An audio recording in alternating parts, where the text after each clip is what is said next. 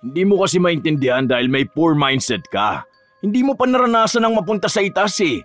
Kasi nga, lagi kang nasa ibaba. Sanay ka sa mababa. Kumbaga ito ko, andito ako sa tuktok. Ikaw, dito ka sa baba. Nakita mo ang pagkakalayo ng agwat nating dalawa? Yan na yung nagse-separate sa atin. Itong estado sa buhay at utak. Kung tatanungin natin ang mga tao sa paligid natin, ako ang ituturo nila na mas nakaaangat kesa sa inyo. Yon ang gusto kong matutunan nyo mula sa akin. Ha? Yung kapag nakita kayo ng mga hindi nakakakilala sa inyo, makikita nila na mas mataas ang status nyo dahil sa halaga ng mga bagay na nakikita nila sa inyo. Alam nyo kung ano mangyayari kapag nasa itaas kayo? Titingalain kayo at gagalangin. Hindi namin kailangan magpanggap na nasa itaas kami. Ilusyon lang ang pagpapakita ng mga mamahaling gamit sa mga tao. Pansilaw sa mata, kumbaga. Ilang beses sa isang araw ka ba nakikita ng mga tao? Kapag nasasalubong ka? Kapag nakikita ka lang dyan na nakatayo sa labas? Tapos yun na yun, di ba? Hanggang dun lang ang nakikita nila. Kaya yung tayog ng buhay mo, limitado sa paningin nila. Habang ang hindi nila nakikita ay yung paghihirap sa likod ng pagkukunwari na marangya. Mas gugustuhin ko pang pagkamalan ako mahirap basta alam kong may pera ako. Kesa pagkamalan ako mayaman, tapos pag uwi ko sa bahay, problemado ako sa pera kasi ubos ang budget ko. Kakapakita ng mamahaling bagay na hindi naman kailangan sa buhay. Yun ang tunay na mindset, kuya. Tunay na isa sa mga mahirap makasundo na tao ay ang mga tao na arogante. Dahil sila ang mga tao na walang ibang bukang bibig kundi ang kayabangan. Ganoon si Jimboy. Dahil sa ugali niyang yon, papatawan siya ng isang parusa na magmumulat sa kanya sa pagkakamali. Matututo pa kaya siyang magbago? O babalik lang din sa ugaling kinasusuklaman ng nakararami? Di nyo pa rin pala napapaayos tong bahay nyo, no? Yung sa akin, tapos na ang second floor ng bahay ko eh. Ang mahal ng bayad ko sa engineer. Dapat ipaayos nyo na to. Tignan nyo oh. Ganito na tong bahay na to nung buhay pa ang mga lolo't lola natin eh. Parang ganito pa yung ginawa ng mga ninuno natin. Hindi pa nga kuya. Siguro sa mga susunod na lang. Hindi pa kasi kaya ng budget namin eh. Lahat ba naman ng mga bata nag-aaral tapos maliit lang naman yung sahod namin ni Romina. Sakto lang sa amin, walang sobra. Kapag naaprubahan yung loan ko, ipapaayos namin tong bahay. Pero hindi naman ganun talaga sa todo paayos. Yung mga sirang parte lang, lalo na sa kusina. Maayos pa naman tingnan saka maganda. Parang andito pa rin yung vibes nung kabataan ng asawa ko. Malaki naman may loan mo niyan. Teacher ka ba naman eh? Yung asawa ko nga magkano loan nun? Mga almost 1 million siguro. Kaya yun, nakabili kami ng kotse. Tapos ikaw ipapaayos mo lang konti itong bahay nyo? Ipa-second floor nyo na rin. Ay, sa bagay, hindi nyo pala kaya yun kasi nga yung sa amin kasi malaki sahod ko. Baka hindi kayo makapagbayad ng maayos sa engineer. 100K lang ang ilo-loan ko, kuya. Ang laki na masyado kung ganun kay Ate Yula. Baka wala na akong sahurin yan at baka nagtatrabaho na lang ako para magbayad ng loan. Pampagawa lang talaga ng bahay, tapos bibili ng second hand na motor. May nakita na ako eh, nasa 20K lang yun. 20K? Ano yun, yung mga lumang motor? Nakakatawa naman yan. Yung akin, magkano yung motor ko na yun? Nasa 100,000 yun. Tapos may kotse pa kami. Lalagyan namin ng sidecar yun ya, para pansundo na rin sa kanila kapag uuwi na. Ano ba naman yan, Angelo? Hindi man lang umangat yung pangarap mo. Sa ating magkakapatid, ikaw pa talaga yung ganyan ng buhay. Samantalang noon, ikaw tong mataas ang pangarap. Napag-iwanan kayo eh. Sa amin, lalo na ako, kita mo naman ang buhay ng pamilya ko. Panay kami labas, travel, tapos kung ano-anong mamahaling gamit meron kami. Tapos kayo ganitong buhay lang ang gusto nyo? Taasan nyo naman ang pangarap nyo kahit papano. Mataas naman ang pangarap namin, pero hindi sa paraan na panay luho ang ipapakita sa mga tao. Iba-iba kasi ang ibig sabihin ng mataas na pangarap at magandang pamumuhay. Hindi yun nakikita lang at ipinagyayabang sa iba. Hindi kumibo si Angelo sa tila ba pang mamaliit sa kanya ng kapatid, pero hindi makatiis ang kanyang asawa kaya ito na ang nagsalita para sa kanya. Pero mukhang hindi maunawaan ni Jimboy kung ano ang ibig sabihin ni Romina dahil tuloy-tuloy pa rin siya sa panlalait niya sa kapatid. Hindi naman talaga sila mahirap. May ipon silang mag-asawa pero hindi nila ginagastos, lalo pa at inihahanda nila yon kapag umabot na ng kolehiyo ang 3 nilang anak. Maayos na bahay, may nakakain sa pang-araw-araw. Wala nang higit na hihilingin ang pamilya nila dahil hindi naman sila maluho. May mga gadget sila, hindi man sumasabay sa paligsahan ng mga makabagong gadget na alam nilang luluma rin. Hindi katulad ng pamilya ni Jimboy na walang ibang ginawa kundi ang unahin ang luho at yabang. Sa kabilang kanto lang nakatira sina Jimboy pero madalas itong nagpupunta sa bahay ng kapatid, lalo na at kapitbahay nila ang mga magulang ng napangasawa ni Jimboy. Nang makaalis na si Jimboy, doon muling lumabas ang sama ng loob ni Romina. Grabe talagang kayabangan niyang kuya mo, no? Parang hindi makahinga kapag hindi ka nilait. Hindi na lang siya magpasalamat na maganda ang buhay niya. Parang kailangan pang tingnan yung sa atin para lang maging masaya siya na mas mataas siya. Hayaan mo na lang yun. Ganun naman talaga yun dati pa eh. Huwag mo na lang pansinin kapag ganun magsalita. Matatapos din naman yun eh. Tatahimik din siya. Pero minsan kasi hindi ko mapigilan eh. Naiinis ako kapag nilalait ka niya. Ano naman kung nakakapag-travel sila? Kung latest ang gadgets nila? Puro iPhone, cellphone nila. May motor? May kotse? Lahat naman yun hulugan. Tinuturuan niya lang maging maluho ang mga anak niya. Hindi dapat ganun. Kasi sa totoo lang siya ang mahihirapan sa ginagawa niyang ganyan. Isipin mo yun, ngayon pa lang pinapamukha niya sa mga bata ang karangyaan na puno lang din naman ng kautangan. Nung nakaraan pala nangutang siya kay Princess. 50k daw ata yung panghulog nila sa mga sasakyan nila. Hindi raw kasi naaprubahan yung personal loan niya sa bangko kasi nga 'di ba, hindi pa siya nakakapagbayad sa credit card niya. Magkano yun? 250k. Malamang tumubo na ng tumubo. Ang sabi ko nga sa kanya na tumawag na siya sa bank tapos humingi siya ng ibang paraan para mabayaran niya yung credit card niya. Huwag niyang sirain yung pangalan niya, lalo na wala silang ibang ginawa kundi ang mag-loan. Baka ka ako sa susunod niyan, kunin ng bangko lahat ng ari-arian nila. Hindi naman nakikinig sa akin. Oh, kita mo na?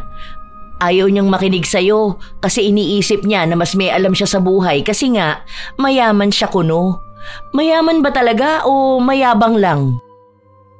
Inis na inis talaga si Romina sa tuwing nakikita niya si Jimboy. Dahil hindi lang din naman si Jimboy ang mayabang, pati na rin ang asawa nito. Magkasama sila sa iisang paaralan pero mas mataas na antas ang tinuturuan ni Yula. Madalas silang nagkakasalubong katulad na lang ng isang araw na nagtagpo ang landas nila at pinagyayabang ni Yula ang bago niyang cellphone. Samantalang kapapalit lang niya nung nakaraang buwan. Oo nga ate, ang ganda niyan. Ang mahal din niyan ano. Kasi nakita ko yan sa mall eh. Nasa almost 100k ata yan. Piso na lang 100k na. Magkano down mo dyan? Sinabi niya na nag-down sila ng 50,000 piso. Kasama na ang hulugan na bago niyang laptop at printer. Napatango na lang si Romina. Dahil mukhang ang inutang ni Jimboy ay pinambili lang nila ng luho. Oo nga, maganda ate. Pero maganda rin naman yung cellphone mo nung nakaraan. Bago lang din yun, di ba? Nabili mo nung nag-loan ka. Sayang naman yun. Sinabi ni Yula na ibinigay niya sa kanyang ina ang cellphone na yun. Nagpaalam na rin si Romina na umalis dahil hindi niya matagalan ang kayabangan ni Yula. Noon naman hindi ito ganun kayabang pero mukhang nahawa na sa kanyang asawa. Ilang araw pa ang lumipas, sumapit ang kaarawan ng bunsong anak ni na Angelo at Romina, kung saan inimbitahan nila ang mga kakilala at kaanak nilang malalapit lang. Sa bahay ang handaan, may kantahan at kaunting inuman sa mga kalalakihan. Salamat pala sa pagpunta kuya, salamat din dito sa regalo mo. Okay lang, ano ka ba? Diyan lang ang bahay namin tapos hindi kami pupunta. Bakit pala dito pa kayo naghanda? Hindi mo na lang ginaya yung handaan ng birthday ni Junior ko. Magkano lang naman yun, nasa 30k lang. Hindi na kuya, ang mahal nun. Okay na to. Kasi kasama naman namin sina mama na nagluto eh. Saka mas gusto ng anak ko na dito na lang sa bahay para yung mga kaibigan niya makapunta rin. Saka magkano lang gastos namin dito, wala pang 10,000. Ulam tapos pagkain ng mga bata. Yung mga alak, dala ng mga kumpare ko pa. Mga ninong ni Bunso. O di ba okay na yun? Ang mahalaga mairaos namin. Ewan ko ba, hindi lang siguro ako sanay sa ganito. Ang gusto ko kasi kapag handaan yung talagang handaan. Hindi yung ganito na mag-iimbita na nga lang ako, yung sa simpleng kainan pa. Dapat kasi nag-a-upgrade din kayo ng pamumuhay eh. Hindi yung mag-settle kayo sa ganito. Kung yung mga pamangkin mo ang hahandaan ng ganito, nako, baka mag-iyakan yung mga yun. Hindi naman gano'n ang mga anak ko, kuya. Sila naman ang tinatanong ko kung ano bang gusto nilang klase ng handaan eh. Nung una nga ayaw ni Bunso na maghanda pa kami. Gusto niya kahit kumain na lang kami sa labas o kaya pansit na lang at tinapay. Si mama ang sabi niya uuwi nga raw si na tita dito sa atin. Tapos dadalaw sa bahay. Kaya yun, sabi ko kay Romina, bakit hindi na lang kami maghanda? Ay, oo nga pala. Nasaan pala si na tita? Nandun sa loob kasama si na mama at Romina. Punta na lang kayo dun. Hintayin ko lang yung isa kong katrabaho. Susunduin ko rin sa kanto. First time lang magpunta rito eh. Hindi na nag-atubili si Jimboy na pumasok sa loob ng bahay kung saan naabutan niya ang dalawa nilang tiyahin at iba pang mga bisita. Mga anak, mag-bless kayo sa mga tita nyo. Masa na pala kayo ta? Buti naman napadalaw kayo rito. Gusto nyo bang sa bahay na lang kayo matulog? Mas malaki yung kwarto doon lalo na sa second floor. Yun nga ang sabi ko sa kanya, kuya. Gusto kasi nila na dito nga raw sila sa bahay matutulog. Huwag na kayong makisiksik dito ha. Alam nyo naman na ang late na nga ng bahay nila eh. Doon sa amin naka-aircon pa kayo. Ipapaayos ko na lang isang kwarto doon para doon na kayo. Hindi pa kayo nakakapunta sa bahay, di ba? Ang ganda ng bahay ko ha. Tumanggi ang dalawang tiyahin at sinabi na kaya nais nilang sa bahay ni na Angelo matulog ay dahil nga naaalala nila ang kabataan nila nung nakatira pa sila sa bahay na yon kasama ang kanilang mga magulang. Yun din talaga ang dahilan kung bakit hindi pinapagalaw ni Romina ang bahay kahit paanong sabihin ni Jimboy na mukhang luma na ito. Dahil para sa mga kamag-anak ng asawa niya, malaking parte ang lumang bahay na yon para sa kanilang alaala. Hindi natanggap ni Jimboy ang narinig niya, kaya nagyabang na lang siya tungkol sa bahay niya. Pero kahit anong ganda ng kwento niya, hindi pa rin niya nakuhang kumbinsihin ang mga bisita na doon na sa kanila matulog. Ilang linggo pa ulit ang nakalipas, naabutan ni Romina ang magkapatid na nag-uusap. Paalis na nun si Jimboy kaya hindi na niya narinig kung tungkol saan ang usapan. Ano yun? Bakit andito si kuya? Ang aga mo naman umuwi. Kauwi ko lang din. Tumawag kasi si kuya, akala ko naman emergency. Paano, nagmamadali ba naman? Akala ko tuloy kung ano nangyari sa kanya, kinabahan pa nga ako. Tungkol pala saan? Nagtatanong siya sa akin kung pwede bang gamitin niya yung pangalan ko para daw makapag-personal loan sa Metrobank. Kako ayoko kasi nga baka hindi rin siya makabayad. Kailangan daw nila kasi nga magka-college na yung panganay niya. Sa Maynila yata gustong mag-aral, saan ba yun? Sa Ateneo. Pre-med daw ata ang balak kunin. Wala naman din kamag-anak dun kaya malamang kukuha ng bahay. Hindi naman pwedeng basta bahay, baka nga kondo pa kasi di naman sanay sa simpleng pamumuhay yung bata na yun. Lumaki yun na todo bigay sila ng luho. Bakit doon pa? Ang daming magagandang pwedeng pasukan dito sa atin. Kung dito pwede pa siya maging scholar tapos uwian siya. May kotse naman sila. May motor din panghatid sundo. Ang mahal ng tuition doon na. Lagpas ng 150,000. Kung hindi nila kaya, wag nilang pilitin. Huwag kang papayag dyan sa gusto ng kuya mo ha. Sinasabi ko sa'yo, kapag sa bangko ka talaga nag-loan tapos nasira ang pangalan mo, naku tayo ang mamomroblema. Lolobo ang interest doon. Baka mawala pa pati savings natin. Yun na nga sinabi ko sa kanya eh. Ilang beses na raw kasi sila nag-apply kaso hindi talaga sila maaprubahan. Ang sabi ko, bayaran niya muna yung iba niyang utang para kahit paano malinis yung pangalan niya sa mga bangko. Kaso siya naman tong ayaw, kesyo hindi nila kaya sa ngayon. Kaya yun, ayoko ka ako kasi takot ako sa utang. Masama yata loob sa akin. Kaya mo na, di naman din ako papayag. Aba mabuti naman, akala ko utu-utu ka na naman dyan sa kuya mo. Sa oras na malaman ko ipinagamit mo sa iba yung pangalan mo, nako, tayo talagang mag-aaway. Dahil siya, pwedeng hindi niya bayaran ang utang niya dahil alam niyang hindi nakapangalan sa kanya. Yung utang nga na nakapangalan sa kanya, hindi niya mabayaran. Huwag kang papayag ha. Dapat kasi hindi sila gumagastos ng sobra sa kung magkano kita nila sa isang buwan. Malaki nga sahod niya, malaki rin naman ang utang nila. Ang arugante naman kasi masyado. Ilang beses na pinilit ni Jimboy ang kapatid pero hindi niya ito napapayag. Kaya ang kinausap niya na lang ay si Romina. Naniniwala kasi siya na kapag si Romina ang pumayag, makukumbinsi nito si Angelo. Kaya nagpunta si Jimboy sa paaralan na pinagtuturuan ng hipag. Bakit kuya? Ako talagang hinahanap mo?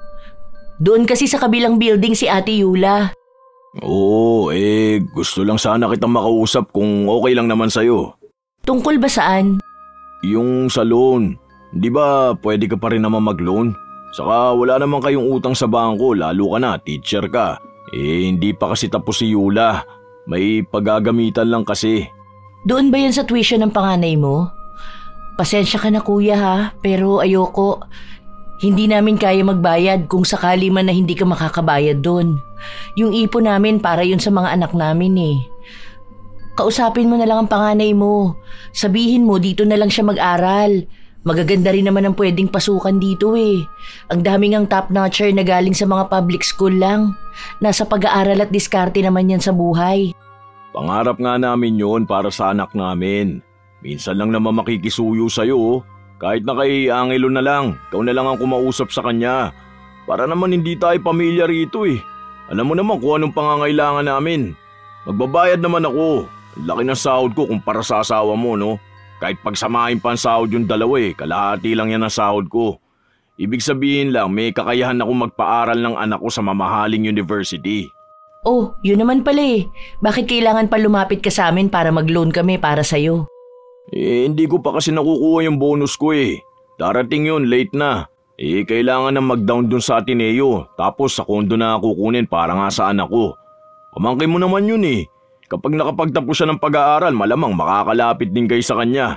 Paano kung sa future, kailanganin ng anak mo ng pera kapag gusto niya rin mag-aral sa Ateneo? May pinsan na siyang tutulong sa kanya. Kung sa future magka-college ang anak namin, may ipon kami kasi ngayon palang nakaplano na yon. Kaya pasensya ka na kuya. Hindi kami maglo-loan para sa'yo. Sana magawan mo na lang ng paraan. Kahit na anong pangungonsensya ni Jimboy, hindi niya napapayag ang mag-asawa. Hindi niya magamit ang pagiging magkapatid nila o ang pagiging magkadugo. Hanggang sa isang kapatid nila ang napapayag ni Jimboy. Nalaman na lang ito ni Angelo nung may bago na namang pinagyayabang ang panganay na kapatid. Nasa lubong niya kasi ito sa kanto habang naghihintay siyang umuwi ang mga batang susunduin niya. Inihinto ni Jimboy ang sasakyan nila sa tabi ng tricycle ni na Angelo. Bukas nga ihatid namin sa Maynila. Ang ganda ng kondo niya. 16K monthly ang upa ron. Kaya naman namin yun eh. Dahil halos 1 linggo ko lang nasahod yan. Uy, punta kay mamayang gabi ha. May handaan kami sa bahay. May lechon dun. Handaan para saan? Sino may birthday? Para sa pag-alis nga ng panganay ko. Pampaswerte yun. Nag-order na ako ng pagkain. Magkano rin gastos namin dun? Nasa 20K siguro. Tapos may lechon na rin. Ang nandun lang naman yung mga kaibigan niya. Tapos pamilya ko. Hindi mo na lang tinabi yung pera kuya. Akala ko ba kulang kay sa budget ngayon? Ang laki pa ng pinaloan mo kay Sam. Magkano yun? Nasa almost 300K. Ang laki ng interest niyan. Grabe, iniisip ko pa lang yung halaga, parang nalulula na ako sa bayaran. Tapos paano pa interest niyan kapag late ka nakapaghulog? Talagang baon ka sa utang kapag nagkataon. Hindi ko kaya yung ganyan. Ayaw rin ni Romina niyan. 5 years to pay naman yan. Saka kapag graduate ng anak ko tapos may trabaho na, makakapagbayad din yan ng buo. Sa hindi kayo pumayag sa pakisuyo ko, sana kayo matutulungan ng anak ko kapag nakapasok na siya sa medical field. Laki ng sahod nun ha. Mas malaki pa sa sahod ko. Lalo na kapag may bonus yon. Aba, baka pati sa Korea makapag-travel kaming pamilya. Masaya ako nun para sa kanya kapag nangyari yung kuya. At least may makakatulong na sa'yo na magbayad ng mga utang mo. Saka may napatunguhan na maganda mga paghihirap mo, di ba?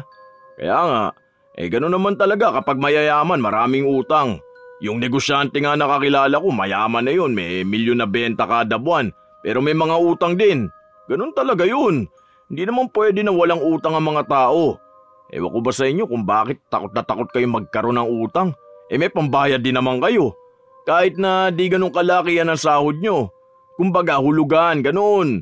May balak nga akong bilhin Ilalabas pa lang dito iPhone 16 Pro Max. Kapag naaprubahan yung credit card ko sa BPI, papakaskas ko agad yun. Ang angas ng itsura Ikaw ba, wala kang balak kumuha ng credit card? Hindi kuya, naku, utang lang din yan. Ayoko na maraming utang. Basta ang alam ko lang may sinusunod kasi kaming budget monthly. Hindi kami pwedeng lumagpas doon dahil magugulo na yung susunod na budget next month. Saka may cellphone pa naman ako. Maganda rin naman to. iPhone din naman. Uy, 2024 na, iPhone 8 pa rin ang gamit mo? Pamatulang yan Kahit ibenta mo sa akin ng 500 yan, sasama pa loob ko sa'yo. Saka kahit ibigay mo sa akin yan, baka magtampo pa ako sa'yo. May ilalabas na iPhone 16 tapos iPhone 8. Naku, grabe naman yan.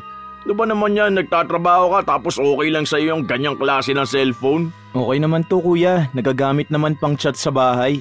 Tapos maganda rin naman ang camera. Hindi naman ako mahilig sa cellphone Ano namang gagawin ko dyan? Kapag nasa trabaho ako, sa computer ako nakatutok. Kapag nasa bahay naman, di ako gano'n nagsa-cellphone. Kapag nasa labas ako, hindi ko rin naman ginagamit. Tignan mo nga ngayon, iniwan ko sa bahay. Baka kasi yung pagkakaroon ng sosyal na pakiramdam.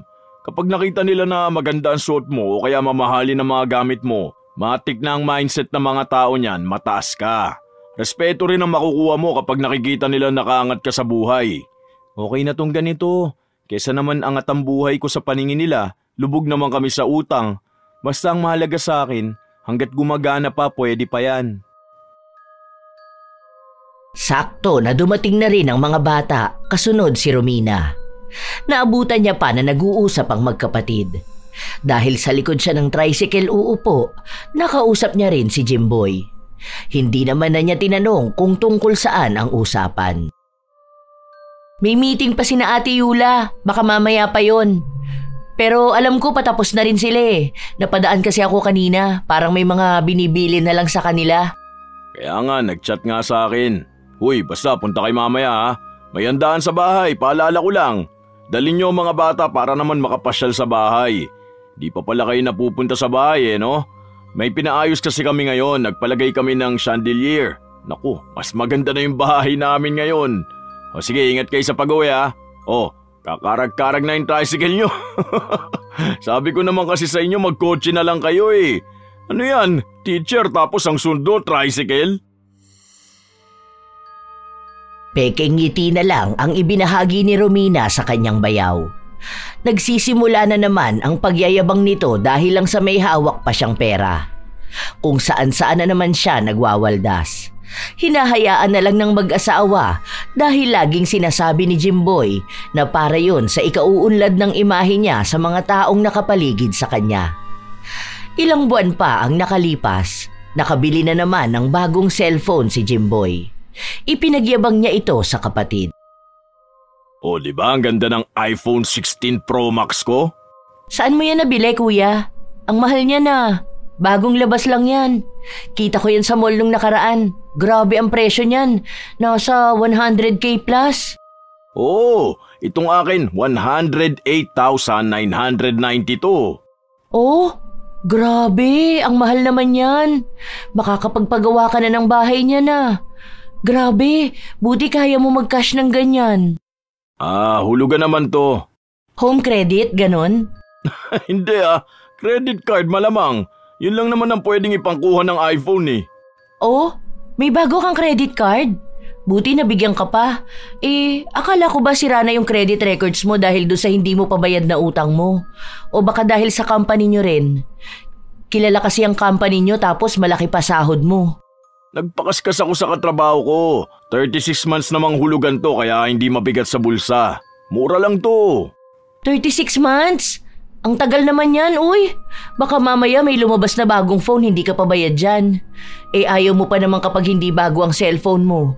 Duda ako na tatagal sa'yo ng 36 months ang cellphone na yan. Baka nga wala pang 1 taon magpapalit ka na naman eh. Paano kapag ganun? Pwede naman kasing i-advance to, no? Kung gusto nyo, pwede rin naman kayong kumuha. Ang sabi ko nga rito kay Angelo, bumili na siya ng bago. Iwan niya na yung iPhone 8 niya na yan. Lumang-luma na yan. Wala na yata may taong gumagamit ng ganyang iPhone eh. Ewan ko ba? Basta natatawa ako kapag nakikita ko cellphone niya. Kung tutusin, kaya nyo rin naman kumuha ng ganitong cellphone. Try nyo apply ng credit card, lalo ka na Romina. Kasi teacher ka, bili kayong 2 iPhone, tig-isa kayo. Parehas din naman maganda ang camera namin eh, okay na to. Saka hindi ko masyadong gamay ang iPhone. Mas mahilig din sa Android si Romina, mas madaling magamit. Pang-communicate lang din naman namin eh. Magdadagdag pa kami ng utang para lang sa cellphone. Hindi naman magandang ipakita sa iba.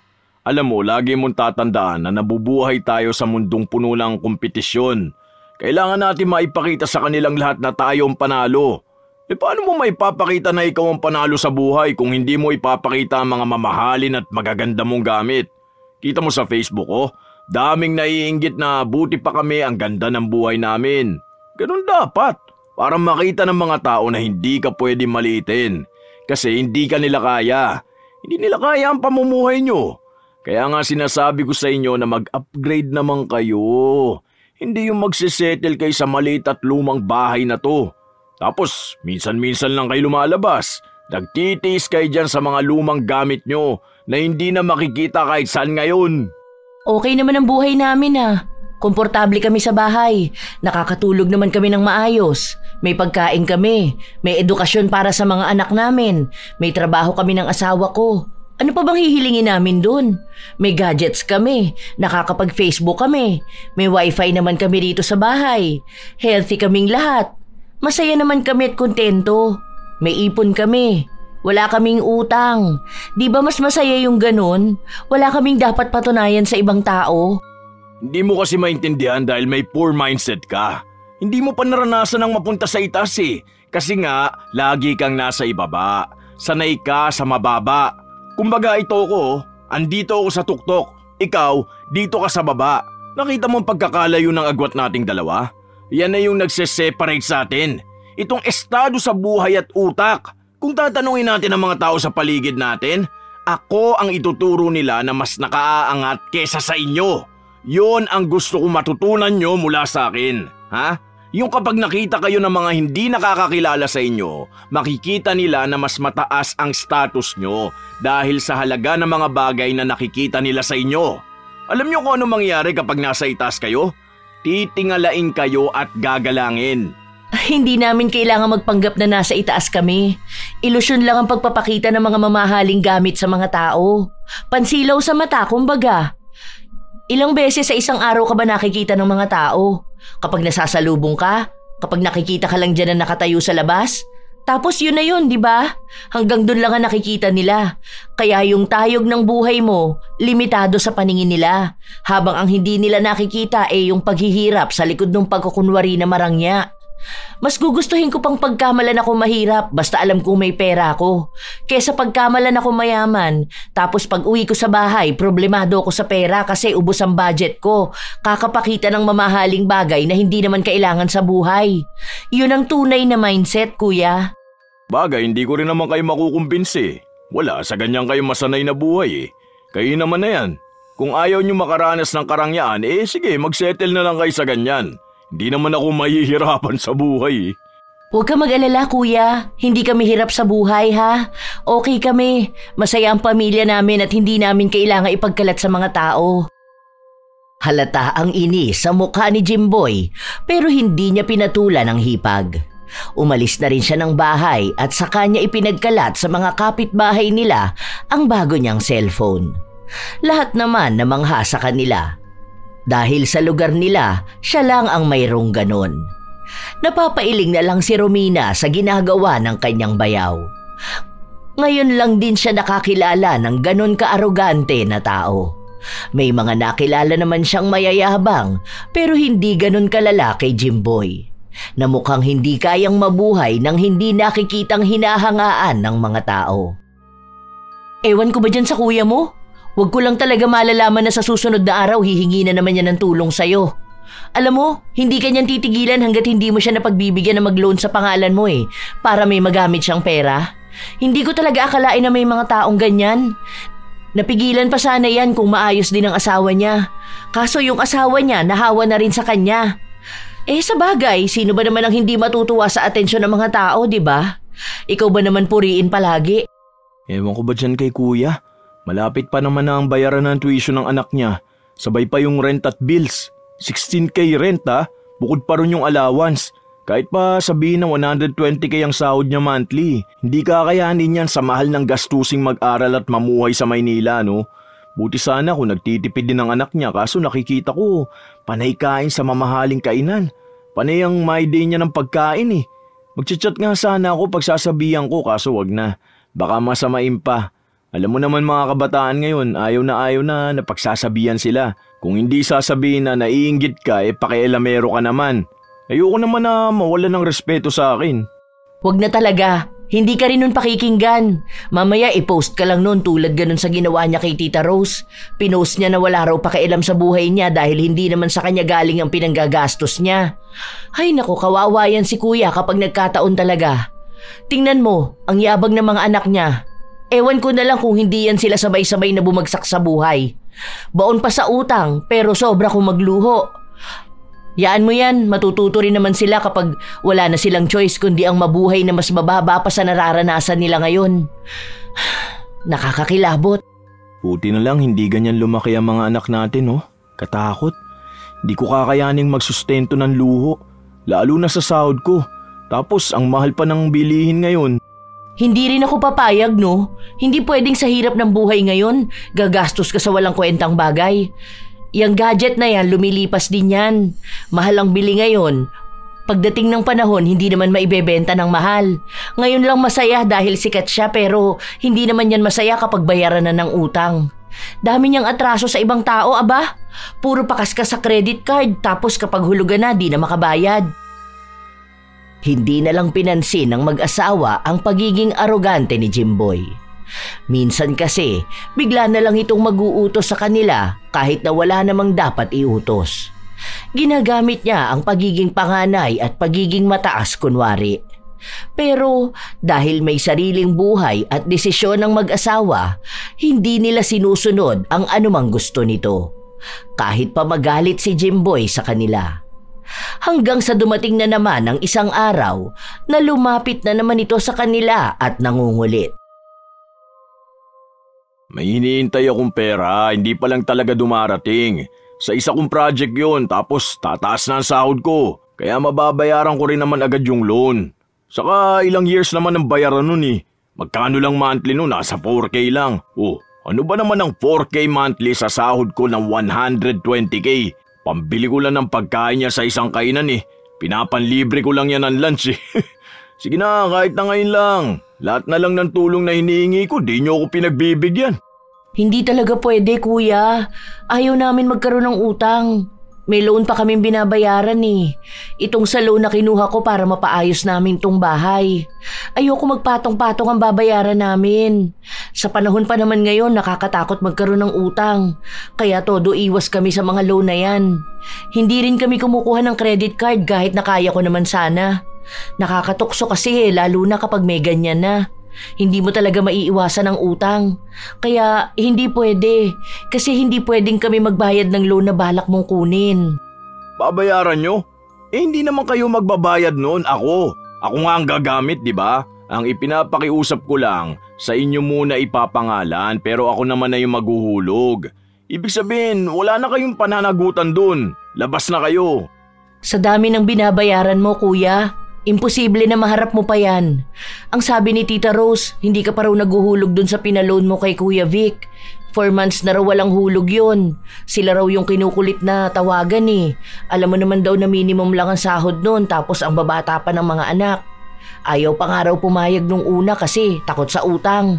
Kaso nangako ka raw, nagtiwala sila sa'yo. Ako nang bahala doon, nakausap ko naman na si Vicky. Ang sabi ko kapag kuha ko ng sahod next month, uunahin ko yung bayaran. Magkano lang naman yun Kaya ko nga bayaran ng isang bagsakan yun Huwag silang mag-alala, malaki ang sahod ko. Kapag may bonus ako, malamang mas malaki pa ang makukuha ko. Yun na nga, magkano lang yun hindi mo pa magawa ang obligasyon mo. Kilala ka namin kuya, kapag hindi ikaw ang mapeperwisyo wala ka ng pakialam. Hindi pwede, kahit na magalit pa kayo ng pamilya mo sa akin, hindi pwede. Kung gusto mo, isanla mo yung iPhone mo. Alam mo na nga na bayaran ng tuition ng anak mo, hindi mo pa inipon. Hindi pwede na lalapit ka palagi sa ibang tao. Mas matanda ka sa amin, dapat mas alam mo to. Bakit ba ikaw ang nagsasalita? Yung kapatid kong kinakausap ko. Kailangan talaga kapag ganitong usapan may comment ka rin. Di mo talaga hayaan na kaming dalawa lang ang mag-usap ha? Simple lang. Dahil ako ang asawa niya. Kung anong desisyon niya, makakaapekto sa pamilya namin. At hindi ako papayag na gagawa siya ng desisyon na pamilya namin ang magkakaroon ng problema. Dahil kung asawa ko lang, baka mapapayag mo yun eh. Pero ako, hindi pwede. Sabihin mo na lahat ng masama tungkol sa ugali ko. Kahit pamangkin pa namin yan, wala akong pananagutan dyan. Ikaw ang magulang niyan. Ikaw ang dumiskarte dyan. Kung sana nung una pa lang nagkaroon na kayo ng maayos na plano, hindi sana ganito. Basta wala kang mahihita sa amin. Wala kahit sa asawa ko. Iba yung ugali mong ganyan ah. Hindi kami pinalaki ng mga magulang namin na nagdadamot sa kapatid. Kaya talagang totoo yung sinabi ni nanay eh, na wag sana makapangasawa ng madamot ang isa sa mga kapatid namin. Dahil kapag madamot ang asawa, magdadamot na rin ng tulong ang kapatid. Kami rin naman hindi pinalaki na umasa sa kapatid kapag nagigipit na sa panay luho. Huwag mong daanin sa kapatid-kapatid at pamilya na yan. Una sa lahat, kayong may kasalanan kung bakit ganyan. Kung sana bata pa lang ang mga anak mo, pinakita mo na sa kanila na hindi lahat ng gusto nila makukuha nila. Na kung sakali man na may gusto sila, dapat sila ang maghirap nun. Hindi pa naibili tapos kapag wala ng pagkukuhanan ng pera lalapit sa kapatid.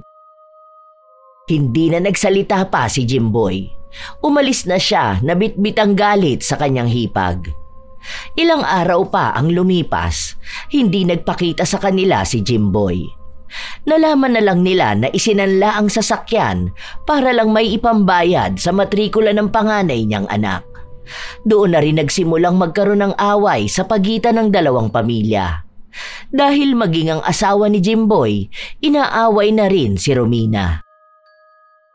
Bakit ka ganyan, te? Nasa school tayo tapos kung ano-anong sinasabi mo sa akin. Sa susunod, kung hindi kayo marunong tumanggap ng pagtanggi mula sa ibang tao, huwag kayong hihingi ng tulong sa kanila, ha? Kasi ako, totoo lang ang sinasabi ko. Hindi ako madamot na tao. Kung alam kong nangangailangan ng tulong ang isang tao, tutulong ako. Pero hindi sa punto na nakatira sa mamahaling kondo, nag-aaral sa university at panay luho, tapos sa amin lalapit kapag walang pera.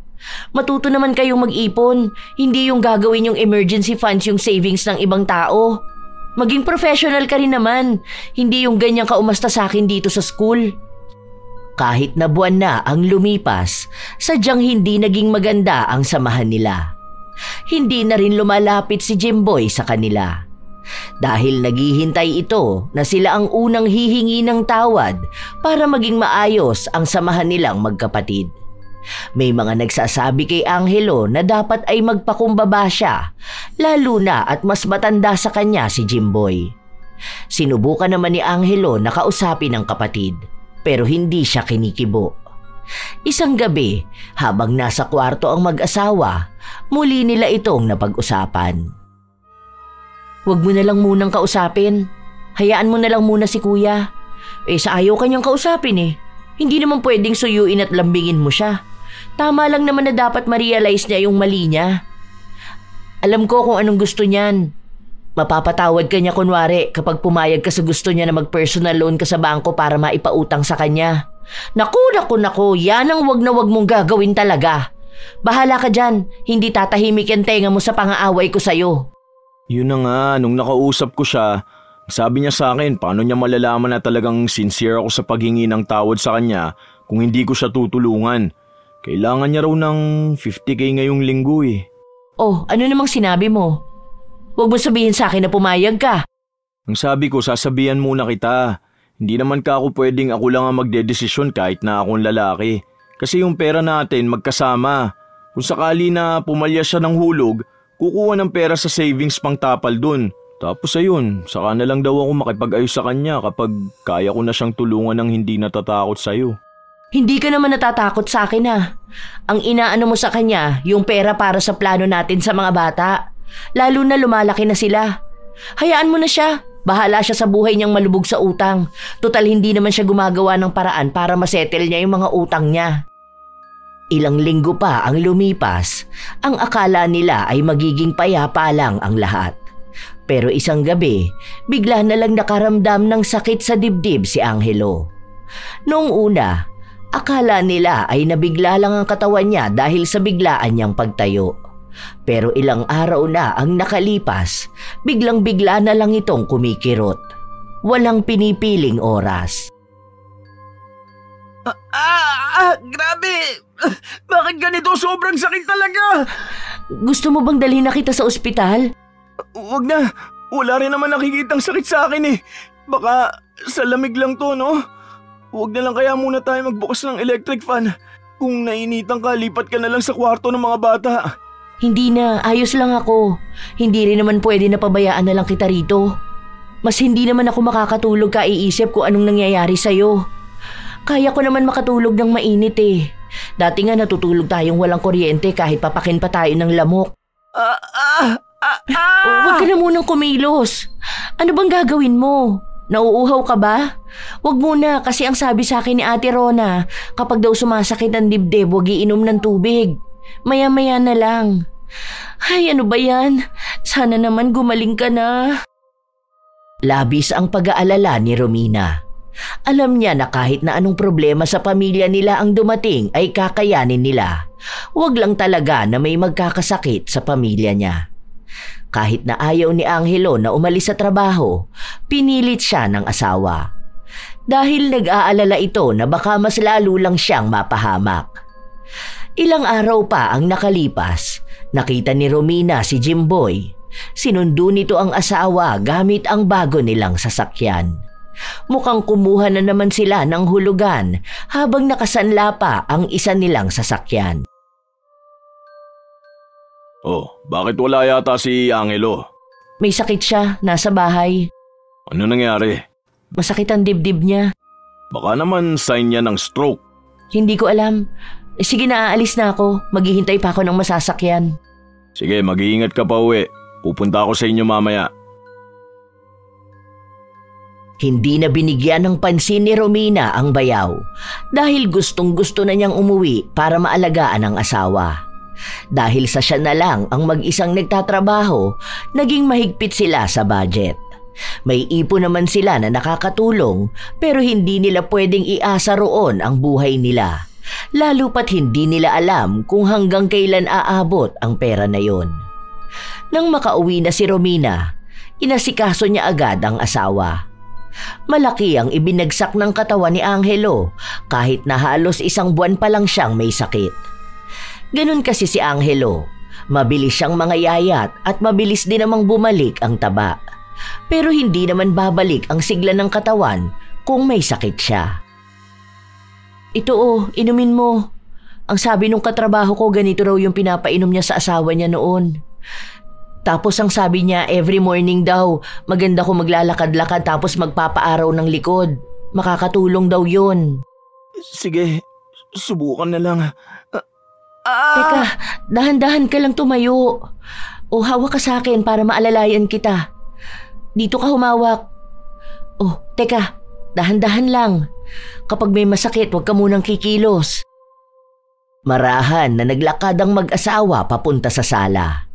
Doon inasikaso ni Romina si Angelo. Mamaya lang kasi ay paliliguan na niya ito.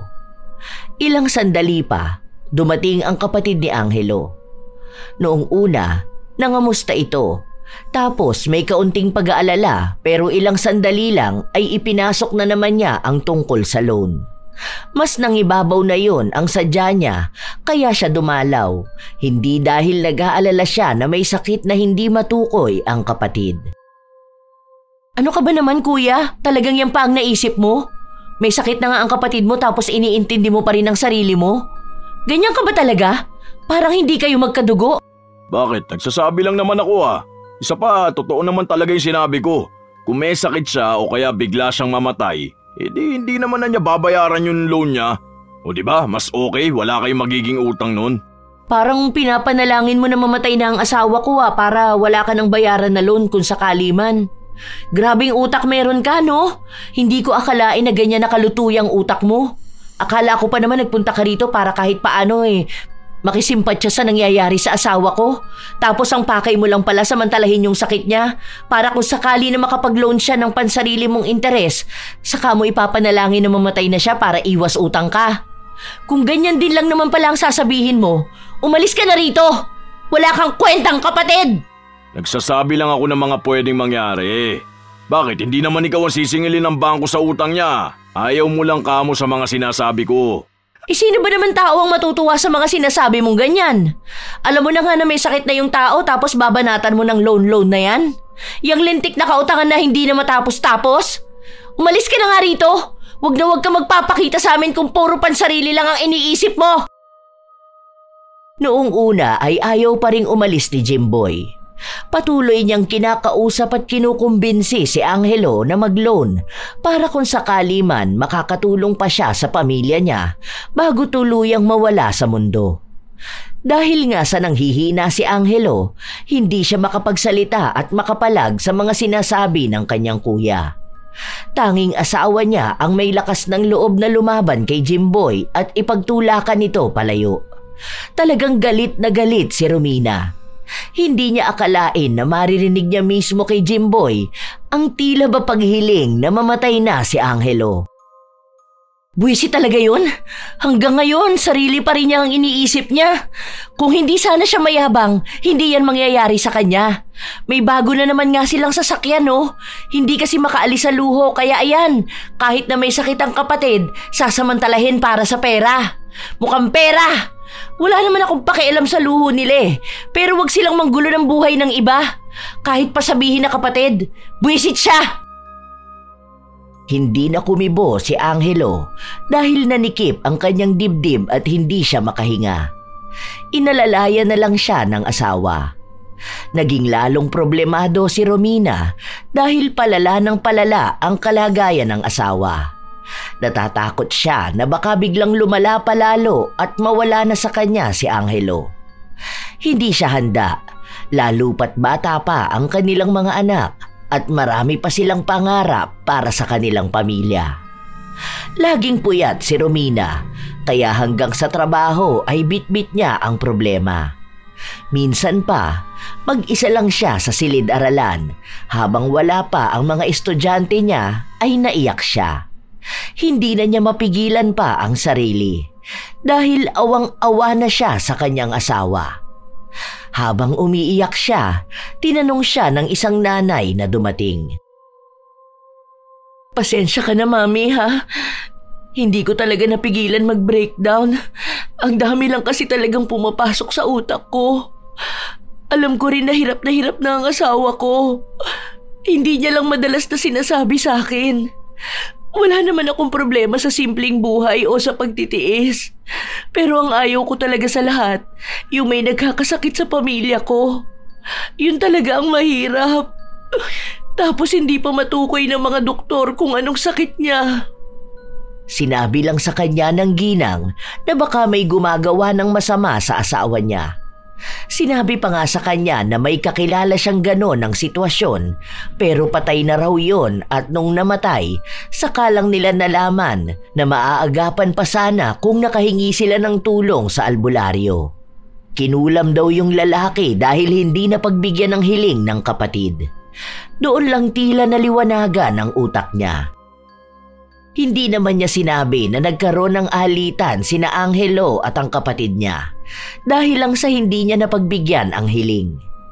Noong umalis na ang ginang, sa kanya naisip na baka nga kinulam ang asawa niya. Kailangan ko maagapan to ngayon. Kaya pala nagmamadali siya magpaloon, may ginagawa siyang hindi maganda. Kaya pala ganun siya magsalita sa asawa ko na may posibilidad na mamatay. Hindi man lang kinilabutan sa ginagawa niya. Lalo na alam naman niyang kapatid niya yon. Walang pakialam sa buhay ng iba. Kung nagawa niya sa sarili niyang kapatid, malamang kaya niya rin gawin sa ibang tao. Dapat mapigilan na siya. Hindi ipinaalam ni Romina ang desisyon niyang ipaalbularyo ang asawa. Hindi niya rin sinabi sa kahit na kanino na si Jimboy ang pinaghihinalaan niyang may kagagawa nun.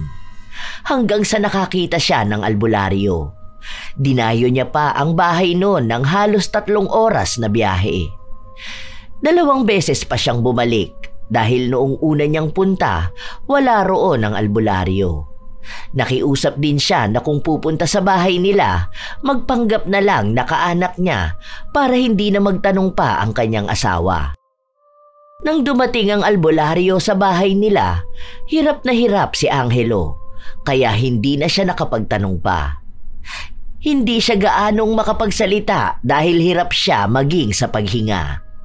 Mabilis at palihim na ginawa ng albularyo ang orasyon habang nakahawak siya kay Angelo. Kaya mo yan, love. Magiging maayos ka rin. Nakatingin lang si Romina habang ang asawa niya ay naglulupasay na sa sakit. May kinakausap din ang albularyo na mukhang nag-uugnay sa mangkukulam gamit ang katawan ni Angelo. Mabuti na lang at wala ang mga bata. Sila-sila lang ang nasa bahay. Nang matapos ang albularyo, tuluyang nawala ng malay si Angelo. Nagising na lang ito kinagabihan. Wala na ang sakit na nararamdaman niya. Ha? Ano nangyari? Bakit ganun? Okay na ako? Oh, tignan mo, hindi masakit kapag ginaganito ko tong katawan ko. Wala na. Ano nangyari? Oo nga pala, may bisita ba tayo kanina? Oo, si Tio Mando. Hindi ko ata nabanggit sa'yo yun. Yung pinsan ni Mama sa probinsya. Napasyal dito kaya pinapunta ko na lang sa bahay. Sayang hindi ko siya nakausap. Sobrang sakit kasi talaga ng buong katawan ko kanina tapos nahihilo pa ako. Salamat naman sa Diyos at pagising ko maayos na ako. Akala ko pa naman mamamatay na ako eh. Buti na lang maayos na ako. Huwag ka na lang masyado magagalaw at baka magkasakit ka ulit. Diyan ka na lang muna. Huwag ka na muna makikipag-usap sa kapatid mo, ha? Hayaan mo na yon. Matanda na siya. Sana alam niya rin sa sarili niya kung tama o mali ba ang ginagawa niya. Hindi lang arogante ang kapatid mo dahil makasarili din siya. Napakasama ng ugali niya. Hindi maalis ang galit na nararamdaman ni Romina sa kapatid ng asawa. Ilang araw lang ang nakalipas, nabalitaan niya na namatay ang pinsan ni Nayula. Ang matandang babae na hinala nila noon ay mangkukulam daw. Yun din ang hinala ni Romina na kumulam kay Angelo. Dahil namatay yun noong araw na gumaling ang asawa. Kasunod nun, nagkasakit din si Yula. Mas malala ang sakit na tinamo niya kaysa sa naranasan ni Angelo. Isang umaga, habang sama-sama silang nag-aalmusal, napag-usapan yon matapos na sabihin ng anak nila na umuwi na raw ang pinsan nilang nasa Ateneo. Buntis daw kasi ito kaya hindi na itutuloy ang pag-aaral. Sayang naman yun. First year pa lang siya, di ba? Ang laki ng tuition niya tapos ang mahal pa ng gasto sa kanya dun sa Manila. Ano naman daw yung napangasawa? Baka mayaman naman o kaya may magandang trabaho. Sinabi rin yan sa akin ni Juliet. Tambay raw yung boyfriend niya. Hindi raw nag-aaral pero live-in sila sa kondo niya. Akala daw ng mga magulang nag-aaral. Yung bigay na pang tuition ginagastos lang daw sa Manila.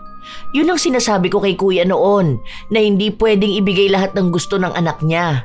Ngayon, ayan, uuwi sa kanila yung nag-iisang tao na akala nila makakatulong para mahulugan ng mga utang nila. Tapos, may sakit pa si Ate Yula. Nakakaawa naman sila. Yung sakit nga raw ni ate, yung ganun sa akin pero mas malala kasi parang hanggang sa mga lamang loob niya namamaga. Hindi nila madala sa ospital dahil ayaw ni Ate Yula. Wala na rin yata silang pera eh. Tapos hindi na sila nakakahulog dun sa mga sasakyan nila. Binibenta nga sa akin ni kuya yung iPhone niya, hindi ko kinuha. Ang mahal kaya nun. Tapos ginigipit na rin siya ng bangko dun sa loan niya 7 years ago. Sakit sa ulo niyan. Paanong hindi mamamaga lahat ng laman loob niya? Kung bawi na yun sa kanya sa mga kasalanan na nagawa niya. Ang sama ba naman ng ugali nila para gumawa ng masama sa kapwa nila eh? Hindi pa rin inaamin ni Romina ang alam niya. Hanggang sa nagkasalubong silang dalawa ni Jimboy. Naglalakad kasi pauwi si Romina galing sa palengke. Napansin niyang hinatak na ang motor at bagong sasakyan ni na Jimboy. Pero kahit na ganun, pinapakita pa rin ni Jimboy ang pagiging arogante niya dahil sa tindig ng kanyang katawan. Sinasabi niya rin na pinakuha niya ang mga yon dahil may bagong modelo siyang nais na bilhin. Hinihintay niya lang lumabas sa merkado. Natatawa na lang si Romina dahil alam niya kung ano ang buong katotohanan. Di ba binibenta mo yung iPhone mo? Meron ako nakita dun sa palengke. Alam ko tumatanggap sila kaso lang mura na ata nila makukuha yan. Kasi balita ko maglalabas na ata ng iPhone 17. Hindi ko na to binibenta. Nakita ko nga yung balita. Inaabangan ko nga yun eh. Inabangan mo pa talaga? Wala na nga kayong pera. Ginipit ka na magbayad ng mga utang mo, pero yung paring luho ang iniisip mo. Partida niya na may sakit pa ang asawa mo. Ano, binalikan na ba siya ng pinagawa niyo sa asawa ko? Ano bang akala mo, hindi ko malalaman na pinakulam niyo siya? Ikaw pala may kagagawa nun. Hindi, kayo may kagagawan yan. Iniligtas ko lang ang asawa ko. Yan, dapat ipag-loan mo ng ipag-loan si Ate Yula. Total, kapag namatay naman siya, hindi na kayo magbabayad, di ba? Ganon sa sinabi mo sa asawa ko. Oh, bakit ganyan naman ang tingin mo sa akin? Ang sama ah. Parang hindi mo sinabi sa asawa ko na mag-loan siya para kapag namatay siya, wala na siyang babayaran. Hirap mo maging kapamilya no? Ganyan pantingin mo sa amin. Hindi ka na naawa sa nangyayari sa amin. Hayaan mo, kapag nakuha ko yung loan ko, sinisiguro ko sa yung babawiin mo yung mga sinasabi mo sa akin. Makikita mo na makakaahon ulit kami. Hindi pa rin naman kayo mahirap. Sa totoo lang, kung ngayon imamanage mo ng maayos ang sahod mo, tapos unti-untiin mo bayaran yung mga loan mo, huwag ka rin bibili ng latest gadget na wala pang 1 taon, luma na. Baka maging maayos ulit lahat sa buhay nyo. Limit mo na lang ang gastos. Maghanap ka ng financial advisor mo para matulungan ka. Lalo na malaki naman ang sahod mo. Kung kami nga na maliit ang kita, nakasurvive nga. Ikaw pa kaya na palong-palo ang kitaan? Sige na, uuwi na ako. Sa mga sumunod na araw, hindi pa rin gumagaling si Yula. Ang sabi, ilang albularyo na ang nilapitan nila pero hindi pa rin talaga maalis ang balik kulam sa kanya. Ang sabi ng iba, hindi na yun mawawala dahil patay na rin ang mangkukulam. Nabalitaan lang yun ni Romina sa paaralan. Narinig niya kasi ang ilan sa mga kasamahang guro ni Yula. Sinabi raw ni Yula na may pinakulam siya pero hindi niya sinabi kung sino. Nung sinamahan nila sa isang magaling na albularyo, ang sabi sa kanya ay dahil yun sa kulam na pinagawa niya sa iba. Binalikan lang siya matapos matalo ang mangkukulam.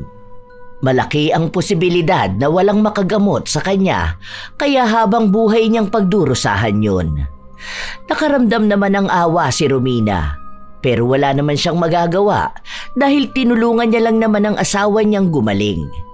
Kung hindi dahil sa desisyon ni Yula, hindi naman yon ang daranasin niya. Isang gabi, patulog na ang mag-asawa pero humingi pa ng tulong sa kanila si Jimboy.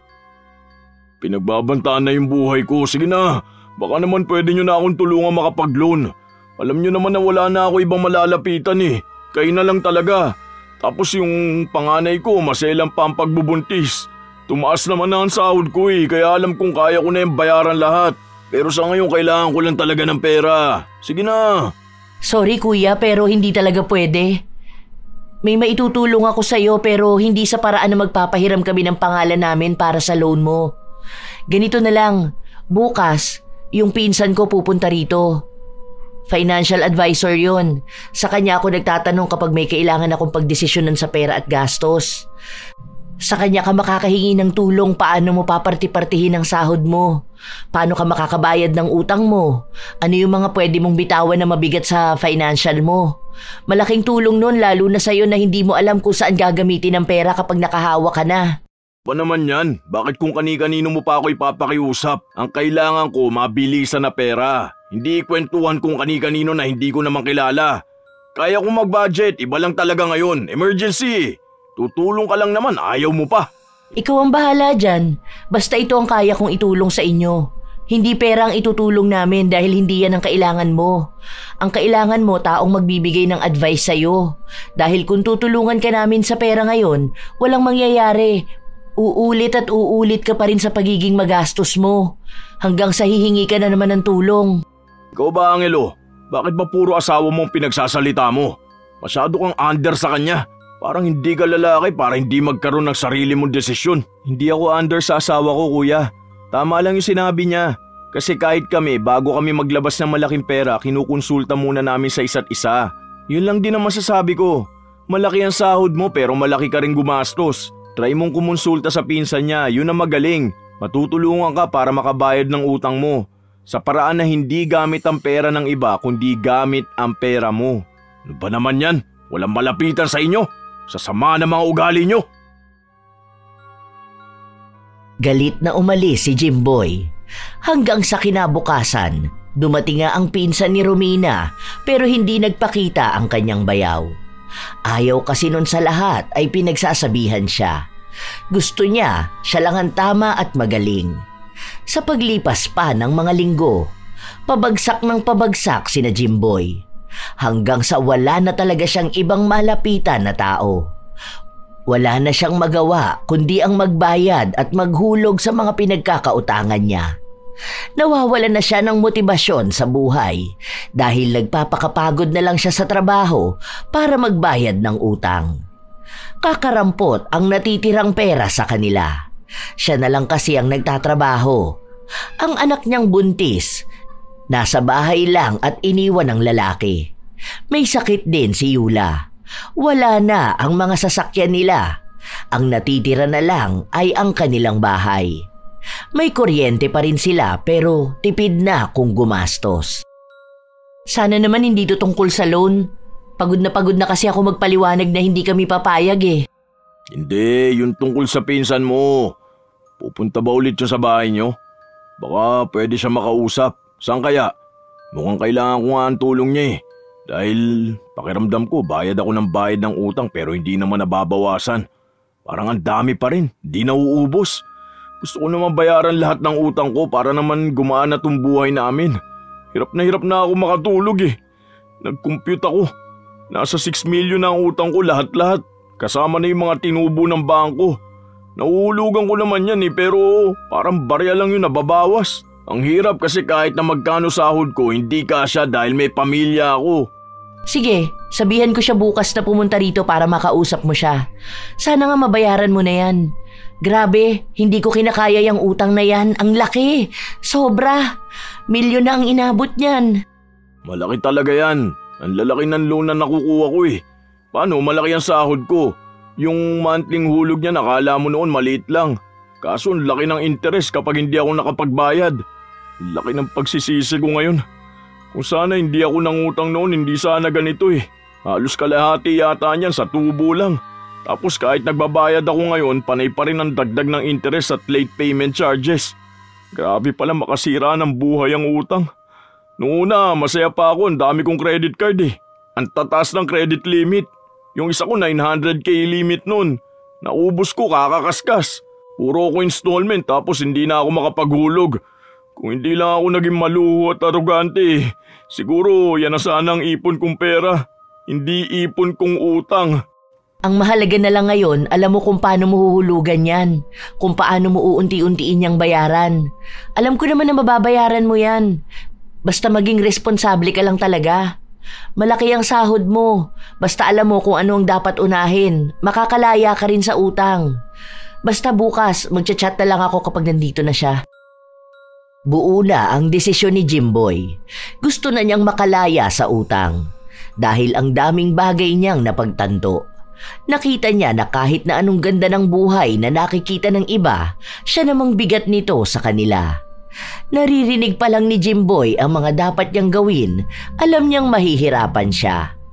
Pero dahil gusto niya talagang maayos ang mga utang niya, ginawa niya pa rin ng paraan. Ano nang nangyari, kuya? Okay na ba? Oo, tumawag ako sa bangko tulad nung sinabi ng pinsan ni Romina.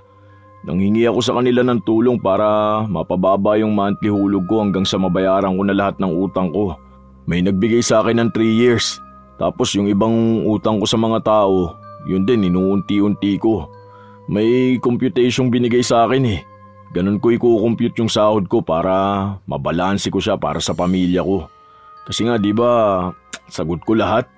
Di naman pwede magtrabaho si ate mo. Tapos manganganak pa lang pamangkin mo. Pero sabi naman niya, pagkapanganak niya maghahanap siya ng trabaho. Sabihin mo pala kay Romina na salamat sa tulong niya. At sorry para sa nagawa ko sa iyo. Sorry sa nagawa ko sa inyo. Lalo na nung pumayag akong ipakulam ka ni Yula para lang mapapayag kang mag-loan. Kulam? Hindi mo ba alam? Hindi sinabi ni Romina? Wala siyang sinasabi sa akin. Baka hindi na lang niya binanggit. Basta yun, sorry sa mga nangyari. Malaki talaga ang natutunan ko sa nangyari sa akin ngayon. Tama nga kayo, mabubuhay pa rin pala ako kahit na hindi ako maging mayabang sa mga bagong gamit ko. Naluluma rin yun eh. At hanggat kaya pang gamitin, pwede na hindi na muna bumili ng bago. Hanga ako sa inyo mag-asawa. Napalaki nyo nang hindi maluluho ang mga anak nyo. Tapos talagang planado nyo na lahat. Kumbaga alam nyo na kung sakali man na mawala kayo, hindi kawawa ang mga bata. Malaking halaga pala talaga ang pagpaplano ng pera. Hindi ko kasi naisip yun eh. Dahil akala ko ayos na may magandang trabaho kami mag-asawa. Na malaki ang sahod ko. Yung pala, wala lang yun kapag nabaon na ako sa utang. Ang mahalaga ngayon, kuya, alam mo na kung anong gagawin mo. Huwag ka na uulit sa pag-utang ha. May dulot din naman minsang maganda ang pag-utang. Pero wag na yung umabot pa sa punto na hindi ka natitigil. Mas maganda pa rin naman na may ipon at may pinatutunguhan ng perang pinagpaguran. Minsan, dumarating ang tukso kay Jimboy. Lalo na kapag nakakakita siya ng mga bagay na dati ay gustong-gusto niya pero kahit paano, nakokontrol na niya ang sarili at pamilya niya. Ipinaliwanag din ni Romina ang dahilan kung bakit hindi niya ipinaalam sa asawa niya na ipinakulam ito at ang dahilan kung bakit may sakit si Yula ay dahil sa pagbalik ng kulam sa kanya. Sa paglipas ng mga buwan, unti-unting nababawasan ang utang ni Jimboy. Malaki pa rin naman pero kahit paano ay umusad na. Alam na rin niya kung paano haharapin ang problema sa pinansyal. Hindi na rin gumaling pa ang kanyang asawa pero mukhang tanggap na nila yon. Una sa lahat, sila naman ang may kasalanan nun. Kaya iniisip nila na bayad na sa kanilang masamang ginawa. Sa kasalukuyan, nagsusumika pa rin si Jimboy na mabayaran ang mga utang niya. Nagtitipid na lang sila ng kanyang pamilya. Naging tampulan din sila ng tsismis dahil sa sinasabi ng iba na humirap na sila. Pero wala nang pakialam pa si Jimboy. Ang gusto na lang niya, matapos na ang mga utang niya para gumaan-gaan naman ang buhay nila.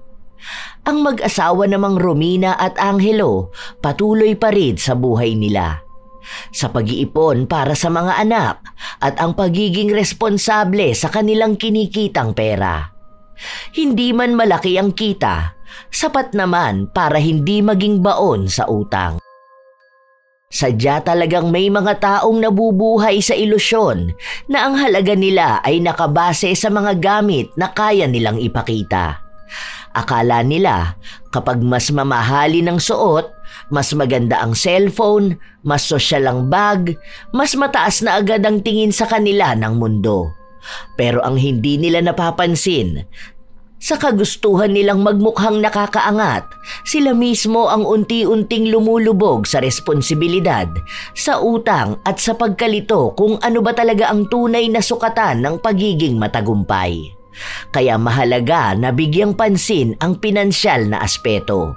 Dahil ang pera, hindi lang basta ginagastos, ito ay pinaghihirapan. Kapag hindi marunong magplano, kahit gaano kalaki ang kinikita, nauuwi pa rin sa kakapusan o paghihikahos.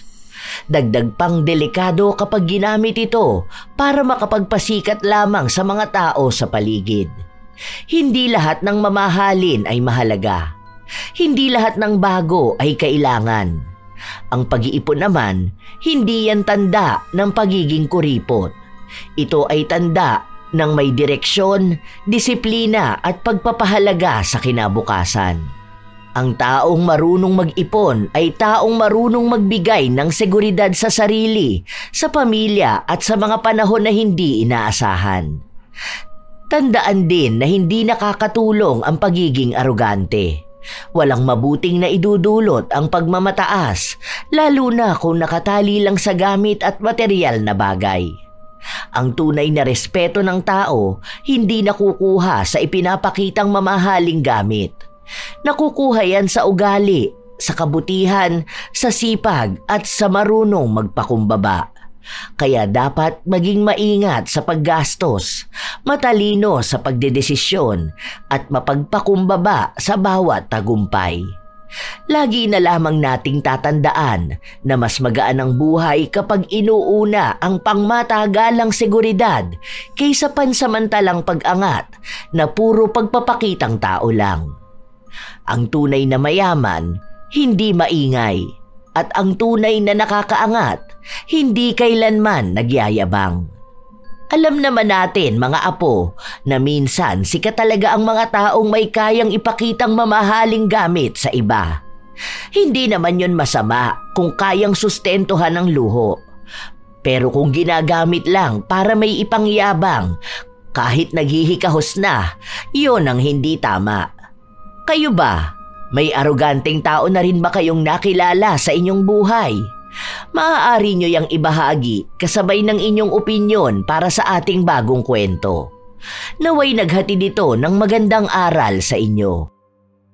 Shout out sa ilan sa mga masusugid na tagapakinig ng mga istorya ni Lola Telang. Siti Fatima Isnani Uy, Bilok Riana, Lucy Tugna, Marcos Balingasa, Regine Tabalina, Elian Amparado, Charmini Carpon, Tats 765, Maricel Cipriano, Maribel Balabag, Evan Irevere, Lian Monteroso, Ashley Kate Rivera, Len TV2, Aquarius, Jordan Mea, Irene Canubas, Saffron Caminade, Esther Asadon, Amparo Ludovico, Cindy Batalier Rivera, Alesna Roda, Angelina Ay, Evelyn Abong Carbakil, Cram Marker. Shout out din sa inyo, Isa Bianca Taroza, Lizelle Sato, Maria Luisa Chavaria, Raymond Ikamina, Michelle Okumura, Emelita, Geraldine Narbasa, Jax Lopez, Tonet at Presi, Justine Amita, Ryan Furo, Gael, Louie Boy, Cristina Peru, Jonah B. Gagelonia, Eleonora Bahadi, Danilo Candido Jr., Lovely Valeza, Cecil Vlog, Jacqueline, Hasmin Vicente, Maria Tess Nape, Georgina Carl Grayson. Shout out sa mga apo kong sina Sydney Crosswind, Supladang Pasaway, Lovely Rose Roa, Kimpoy Feliciano, Hazel Fiesta, Marida Lightworker, Gia Gigi, Francisco Neng, Jeremy Saranillo Francisco, Irisabela Tuazon, Mike James Tapak, Wilma Leses, Leonisa Cobo, Lurian Vitalicio, Jenny Suzuki, Raquel Hasegawa, Matt Sarol, Mel Santarita, Esteli Reyes at sa Reyes family ng Marikina City, Vicky Yabut, AJ Chua, Josefina Fuelias, Roy Lacandalo, Maria Lee Nakagawa, Hayashi J. Megan, Lynn Hasegawa, Elise Padilla, Lydia Lopez, Gemstone Claro, Lance MBB, Rosalina Bugayong, Ami Yong, Angelina Ignacio, Ami Bag, sa buong Team Manok ng Amsik Angeles City, Pampanga, Roslyn Mangilin, Ray Galedo at sa Galedo family ng Cabuyao, Laguna, Cherry May Libiran, Robert Criben, Razon Yao, Milrose Demate, Jaime Constantino, Jennifer Makasinag, Alma Naong, Rachel Whitney, Pureza Tagiwalo, Gaminil Francisco at sa kanyang asawa na si Dadanil Francisco, Arvid Shane Hoiberg Channel. Ito ang inyong Lola Telang at maraming salamat sa lagi ninyong pakikinig, mga apo.